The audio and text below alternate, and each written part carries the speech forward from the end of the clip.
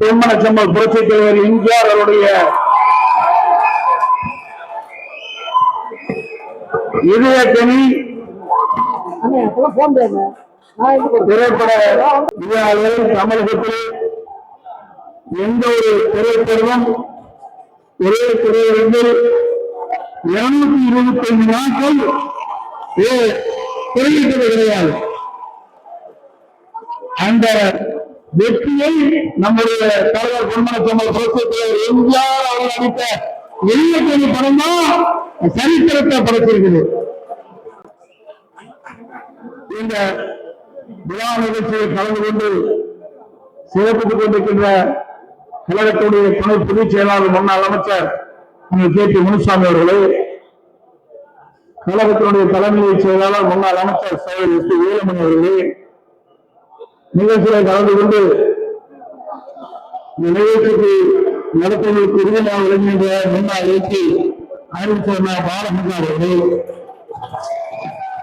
நிகழ்ச்சியை பங்கு பெற்றிருக்கின்ற முன்னாள் அமைச்சர் அண்ணன் திரு செல்லூர் ராஜு அவர்களே, முன்னாள் அமைச்சர் அறிவிச்சர் ஆர்.பி. உதயகுமார் அவர்களே, முன்னாள் அமைச்சர் திரு ஆர். காமராஜ் அவர்களே, முன்னாள் அமைச்சர் திரு கடம்பூர் ராஜ் அவர்களே, முன்னாள் அமைச்சர் சகோதரர் டாக்டர் சி. விஜயபாஸ்கர் அவர்களே மற்றும் தமிழ்நாடு கர்நாடக திரைப்பட விநியோகஸ்தர் எம்ஜிஆர் பக்தர் ஒருங்கிணைப்பு குழு சகோதரர் திரு வி. ராஜ் அவர்களே, திரைப்பட நடிகை மரியாதைக்குரிய மின்னிராணி நிர்மலா அவர்களே, நிகழ்ச்சியை பங்கு பெற்றிருக்கின்ற எய்ம்ஸ் பல்கலைக்கழகத்தினுடைய செயலாளர் முன்னாள் எம்எல்ஏ சகோதரர் திரு ஐ.சி. கணேசன் அவர்களே, திரையரங்கு உரிமையாளர் அவர்களே, இதயக்கனி திரைப்பட தயாரிப்பு நிறுவனம் சத்யா மூவிஸ் மற்றும் இதயக்கனி திரைப்படத்தின் விநியோகஸ்தர்களே, சத்யா ஜோதி மூவிஸ் திரு செந்தில் தியாகராஜன் அவர்களே, பொன்மனச்செம்மல் புரட்சித் தலைவர் எம்ஜிஆர் நடித்த இதயக்கனி திரைப்படத்தின் 225ஆம் நாள் வெற்றி விழாவில் தஞ்சைக்குள்ள மேடையில் ஏற்றுக்கின்ற கழகத்துடைய நிர்வாகம் வரிசென்று சிறப்பித்துக் கொண்டிருக்கின்ற நம்முடைய கழக உடன்பிறப்புகள், மாநிலத்தைச் சேர்ந்த சகோதரிகள், ரசிகர் பெருமக்கள் மற்றும் பத்திரிகை ஊடகங்களே அனைவருக்கும் என்னுடைய முதற்கும் நன்றி கலந்த வணக்கத்தை இந்த நேரத்தில் தெரிவித்து, இன்றைக்கு சத்யா மூவிஸ் தயாரிப்பு பொன்மனச்செம்மல் புரட்சித் தலைவர் எம்ஜிஆர் அவர்களுக்கு இதயக்கனி 225ஆம் நாள் வெற்றி விழாவில் புரட்சித் தலைவர் பொன்மனச்செம்மல் எம்ஜிஆரின் முதல் ரசிகர் என்ற பெருமையை நான் சொல்கின்றேன்.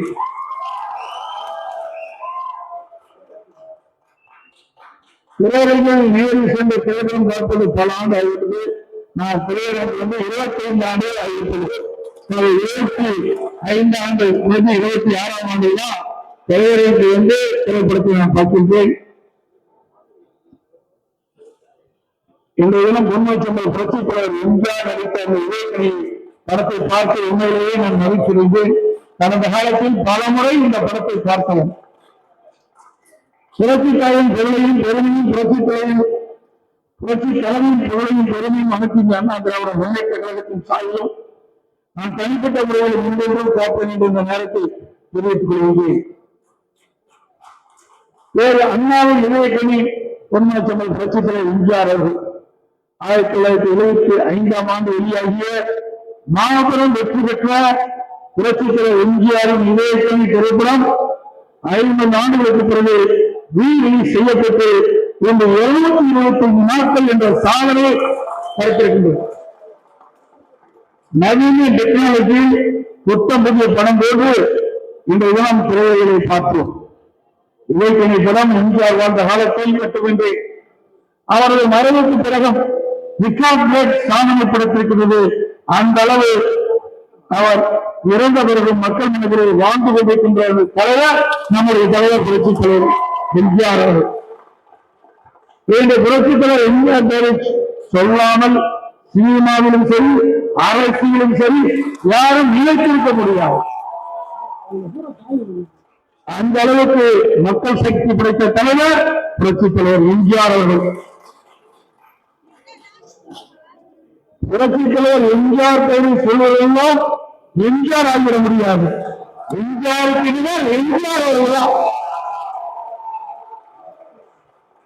புரட்சி தலைவர் எம்ஜிஆர் மிக முக்கியமான பணங்களில் ஒன்று இதயக்கணியும் ஒன்று. திண்டுக்கல் இடைத்தேர்வில் அதிமுக வெற்றி பெற்ற சமயத்தில் வெளியான படம் இது.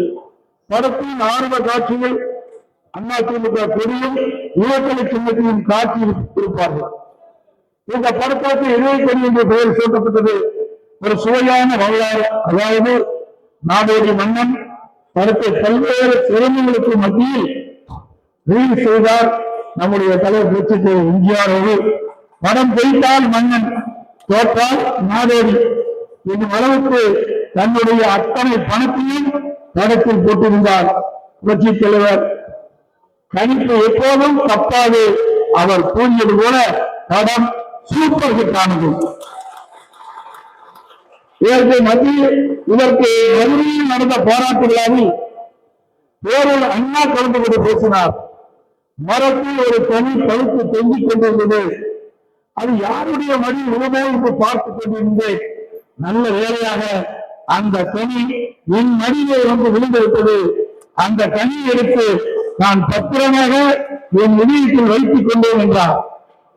ஆம், புரட்சி தலைவர் நான் அண்ணாவின் இதயக்கணி இதை எல்லா இடங்களிலும் சொல்லி பெருமைப்படுவார் நம்முடைய தலைவர் புரட்சி தலைவர் எம்ஜிஆர் அவர்கள். அதனாலே அண்ணாவின் வார்த்தைக்கு வடிவமளிக்கும் வகையில் சத்யாமொழி சார்பில் மரியாதைக்குரிய ஆர். வீரப்பன் அவர்கள் தயாரித்த படத்துக்கு இதயக்கணி என்று பெயர் சூட்டப்பட்டது. அண்ணாவின் இதயத்தில் நம்முடைய தலைவர் எம்ஜிஆர் இருக்கிறது போன்ற காட்டி இதயக்கணி என்று டைட்டில் போடப்பட்டது. அப்போது சிவனப்பேட்டையில் அத்தனை மக்களும் கைதட்டி பாராட்ட பெற்றார். அந்த அதே நிகழ்ச்சி எனக்கும் ரசிகர்களுக்கும் இன்றும் கிடைத்துக் கொண்டிருக்கிறது. காலத்தை வென்றாலும் புரட்சி தலைவர் இன்றும் இன்றும் இன்றும் மக்கள் மனதில் நிலைத்திருக்கின்றனர். வேறு அண்ணா தலைமையில் திமுக 1967 ஆட்சி பிடிப்பதற்கு காரணமாக இருந்தவர் பொன்னச்சம்பல் புரட்சி தலைவர் எம்ஜிஆர் அவர்கள். புரட்சி தலைவர் எம்ஜிஆர் அவர்கள் துப்பாக்கியால் சுடப்பட்டு கழுத்தில் கட்டுப்போட்ட போஸ்டர் தமிழகம் முழுவதும் அப்போது ஒட்டப்பட்டது. எம்ஜிஆரின் போஸ்டரை பார்த்து மக்கள் திமுக ஆட்சியை கட்சியை அமைக்கிறார்கள். அண்ணா மறைவுக்கு பிறகு திரு கருணாநிதி முதலமைச்சராக 1970 இரண்டாவது முறையாக திமுக ஆட்சி அமைப்பதற்கும் காரணமானவர் அண்ணாவின் இதயக்கணி நம்முடைய தலைவர் பொன்னச்சம்பல் புரட்சி தலைவர் எம்ஜிஆர் அவர்கள். வேற்றிவிட்ட ஏழையை எட்டி ஒழிக்கும் வகையில் அன்று முதல்வராக இருந்த திரு கருணாநிதி கணக்கு கேட்ட காரணத்திற்காக கட்சியிலிருந்து நம்முடைய தலைவர் எம்ஜிஆர் அவர்களை வெளியேற்றினார். அன்று ஊழலாட்சி எதிர்த்து பொன்மனச்சம்பல் புரட்சி தலைவர் எம்ஜிஆர் அதிமுகவை தொடக்கினார். ஆணவ செருக்குடன் இருந்த திமுகவை வீழ்த்தி முதல் தேர்தலை ஆட்சி பிடித்தவர் நம்முடைய தலைவர் புரட்சி தலைவர் எம்ஜிஆர் அவர்கள். எம்ஜிஆர் தான் அவர் ஒருவர் இருக்கின்றவரை திமுகவால் வெற்றி பெறவே முடியும். புரட்சி தலைவர் எம்ஜிஆரை பற்றி இன்னும் சொல்லிக் கொண்டே போகலாம். இதயக்கணி மட்டுமல்ல, நாடோடி மன்னன், ஆயிரத்தில் ஒருவன், மரக்கல்லன், மர்மயோகி, உலகம் சுற்று வாழ்ந்தன் போன்ற படங்கள் செய்தாலும் ஹிட் அடிக்கும் திரைப்படங்கள் வரலாம்.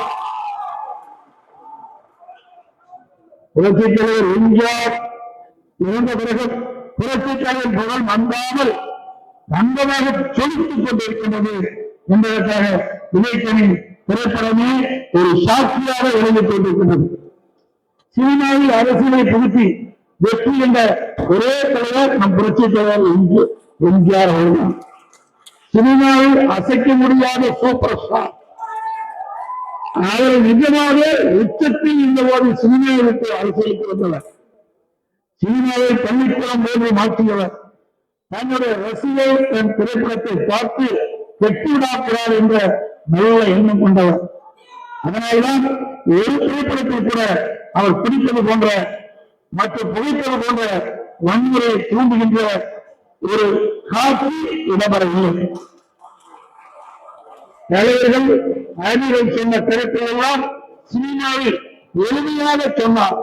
அதனாலே எம்ஜிஆர் வாத்தியார் என்று அன்போடு மக்கள் அழைத்தார்கள். இன்றைக்கு யாராரோ திரைப்படத்தில் நடித்துவிட்டு எம்ஜிஆரை போல் கனவு காண்கின்றார். ஒருபோதும் கனவு நனவாகும். புரட்சித்தலைவர் எம்ஜிஆர் உயிரோடு இருக்கின்ற பொழுது கொடுத்து கொடுத்து சிறந்த கருத்துக்கு சொந்தக்கான இந்த மண்ணிலே மறைகின்றாலும் அவர் இன்றைக்கு மக்கள் மனதில் வாழ்ந்து கொண்டிருக்கின்றார். அவர் இறந்த பிறகு தன்னுடைய சொத்துக்களை நாய் பேசாவோ காது வேலைக்கு தன்னுடைய சொத்தை கொடுத்து அந்த குழந்தைகளை காப்பாற்றிய பெருமை நம்முடைய தலைவருக்கு எழுதி வந்துட்டார். திரைப்படங்களில் மக்களுக்கு என்னெல்லாம் செய்வான் என்று சொன்னாரோ அவை எல்லாவற்றையும் முதல்வராக வந்து செய்து காட்டிய நம்முடைய தலைவர் புரட்சித் தலைவர் எம்ஜிஆர் கல்வி பொருளாதாரத்தில் ஒரு சமூக புரட்சி செய்தார். ஏழை எளியவர்கள் பொருளாதாரத்தில் பின்தங்கியவர்கள் உள்ளிட்ட அத்தனை தரப்பு மக்களையும் ஒழிப்பதற்கு 68% இடஒதுக்கீடை கொண்டுள்ளவர் நம்முடைய தலைவர் புரட்சித் தலைவர் எம்ஜிஆர். தான் நிலைத்த சம்பாதித்த சொத்துக்களை எல்லாம் அள்ளி அள்ளி கொடுத்து கலியுக வல்லலாக வாழ்ந்து காட்டியவர். அதனாலே ஒவ்வொரு குடும்பத்திலும் இன்றைக்கு நம் மனதிலே உள்ளத்திலே சாமியாக அவரை வைத்து பூஜித்துக் கொண்டிருக்கின்றோம். ஒவ்வொரு குடும்பத்திலும் ஒருவர் அவரது பக்தராக ரசிகராக இன்றைக்கும் இருந்து வைத்திருக்கிறார்கள். டிஜிட்டல் மயமாக்கப்பட்ட இதய திரைப்படத்தை செய்திருக்கும் உலக எம்ஜிஆர் பேரவைக்கு என்னுடைய மனமார்ந்த நன்றியை இந்த நேரத்தில் தெரிவித்துக் கொள்கின்றோம். அதோடு இதயத்தினை தினம் வெளியிட்டு ஒத்துழைப்பு கொடுத்த தியேட்டர் உரிமையாளர்களுக்கும் ரசிகர்களுக்கும் என் மனமார்ந்த நன்றியும் வணக்கத்தையும் தெரிவித்துக் கொள்கிறேன். விரைவில் தமிழ் புரட்சித் தலைவர் வழியிலான அம்மா ஆட்சியை அமைப்போம். தமிழகத்தை மீண்டும் ஒரு பெருசார் ஆட்சியாக கொண்டு வருவோம் என்று கூறி நன்றி சொல்லி விடைபெறுகின்றேன். நன்றி, வணக்கம்.